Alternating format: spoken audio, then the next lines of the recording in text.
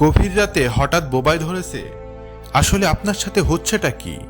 বোবায় ধরা বা slip paralysis আমাদের মধ্যে এমন অভিজ্ঞতা একবার না একবার প্রায় সবারই হয়েছে। সেই সময়টা কি ভয়ঙ্কর, তাই না? মনে হয় কেউ যেন বুকের উপর চেপে আছে, চিৎকার করেও গলা দিয়ে আওয়াজ বেরোয় না। কিন্তু ভয় পাবেন না, এটা কোনো ভৌতিক কাণ্ড নয়, বরং আপনার শরীর ও মস্তিষ্কের একটা ছোট্ট ভুল বোঝাবুঝি। আসুন ভেতরের রহস্যটা জানি। আমরা যখন স্বপ্ন দেখি, আমাদের মস্তিষ্ক কিন্তু খুব চালাক। সে আপনার হাত এবং পা সাময়িকভাবে বন্ধ করে দেয়, যাতে স্বপ্নে দৌড়ালেও বাস্তবে আপনি বিছানা থেকে পড়ে না যান।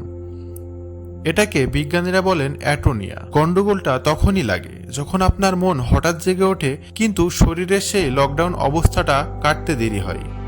এক কথায়, মন জেগে আছে কিন্তু শরীর তখনও ঘুমাচ্ছে।